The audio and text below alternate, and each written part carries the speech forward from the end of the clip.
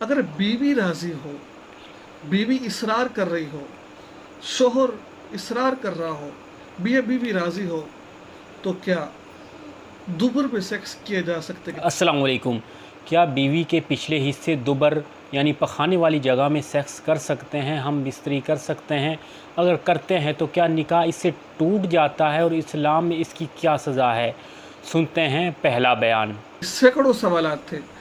اگر بیوی راضی ہو، بیوی اصرار کر رہی ہو، شوہر اصرار کر رہا ہو، بیوی راضی ہو، تو کیا دوبر میں سیکس کیا جا سکتا ہے کہ نہیں کیا جا سکتا؟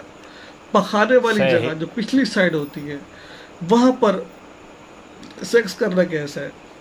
مجھے ایک بھائی کا فون ہے، وہ کہتے ہیں کہ میری بیوی مجھے جو ہے نا وہ مجبور کرتی ہے اس پر کرنے پر، میں کیا کروں؟ میں یاد رکھیے اللہ تعالیٰ فرماتے ہیں نساؤکم حرث لکم فأتوا حرثکم انا شئتم. تمہاری عورتیں تمہاری کھیتی، تم جہاں سے چاہو آؤ، تمہیں کوئی نہیں. لیکن جہاں سے چاہو آنے کا مطلب اس آیت کی تفسیر میں لکھا ہوا ہے کہ جہاں سے چاہو آگے مقام سے آؤ، پچھلے مقام سے. اس میں احادیث مبارکہ بڑے سختی سے منع کیا گیا ہے کہ پچھلے مقام سے نہیں آ سکتے. اب چاہے شوہر راضی ہو، بیوی راضی ہو، دونوں راضی ہو، ان کی رضا کی وجہ سے شریعت کا حکم ختم نہیں ہو سکتا ہے. ٹھیک ہے نا؟ جو چیز حرام ہے وہ حرام ہے. جس کو اللہ رب العزت نے حرام کہہ دیا، میں اور آپ کون ہوتے ہیں اس کو حلال کہنے والے؟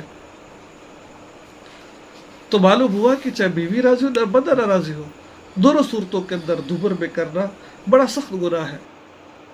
یعنی اپنی بیویوں کے ساتھ تعلق قائم کرو، خواہ آگے سے خواہ پیچھے سے، لیکن ہونا اس جگہ پہ چاہیے کہ جو کھیتی کا مقام ہے. کھیتی کیا ہوتی ہے؟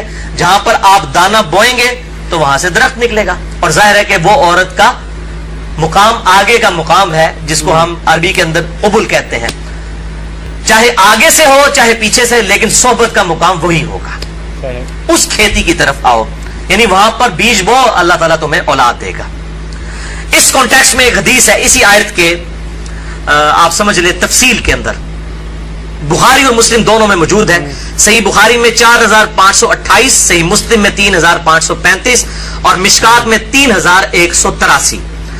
کہ یہودیوں کا یہ عقیدہ تھا کہ اگر کوئی شخص اپنی بیوی کے ساتھ پچھلی سائیڈ سے صحبت کرے، یعنی صحبت تو صحیح جگہ پر کرے لیکن بیک سائیڈ سے، تو اس کی اولاد بھینگی پیدا ہوگی. تو اسلام نے اس کو کنڈیم کرتے ہوئے یہ آیت نازل فرمائی. اللہ تعالیٰ نے نساؤکم حرث لکم فأتوا حرثکم انا شئتم.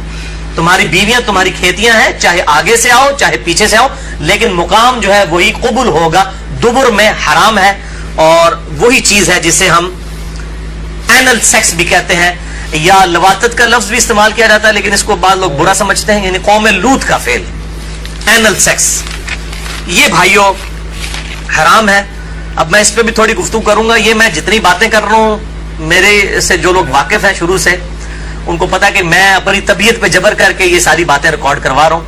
یعنی میری عام گفتگو اس طریقے سے نہیں ہوتی کسی کے ساتھ، لیکن اب یہ مسئلہ ہے کہ یہ چیزیں ریکارڈنگ میں آئیں تاکہ ہمارے نوجوانوں تک حق بات پہنچے.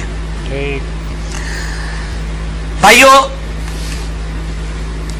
بیویوں کے ساتھ مکمل طور پر جنسی تعلق، سیکچول ریلیشن شپ، اس کی اجازت ہے سوائے قوم لوط کے عمل کے، جسے اینل سیکس کہتے ہیں، یعنی دوبر کی طرح کی. آیت نمبر 223 اس حوالے سے بڑی اہم ہے.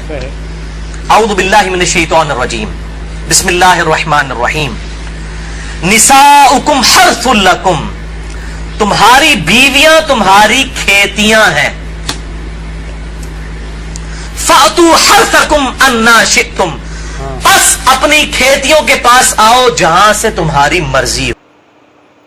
جماع کے آداب سے متعلق مستحب ہے کہ بسم اللہ سے شروع کرے، قبلے سے منہ پھیر لے، جماع کے وقت اوپر کپڑا ڈال لے، ننگا نہ ہو، اور یہ کہ پہلے کھیل اور مانکا اور بوسو کنار شروع کرے.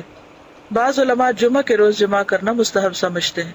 پھر جب مرد فارغ ہو جائے تو اسی حالت میں کچھ دیر ٹھہرا رہے تاکہ عورت بھی فارغ ہو جائے، کیونکہ عموماً عورت کا انزال مرد کی نسبت دیر سے ہوتا ہے. حیض کی حالت میں اور پخانہ کی جگہ میں مجامت کرنا جائز نہیں. اگر دوبارہ مجامت کرنا چاہے تو اپنی شرمگاہ کو دھو کر وضو کر لے. جنابت کی حالت میں بال نہ منڈائے، ناخن نہ کٹائے، اور خون نہ نکلوائے، یعنی وہ جو پچنے لگواتے ہیں نا. عزل کرنا انزال کے وقت اپنی شرمگاہ کو باہر نکال کر منی گرا دینا جائز لیکن مکروہ ہے.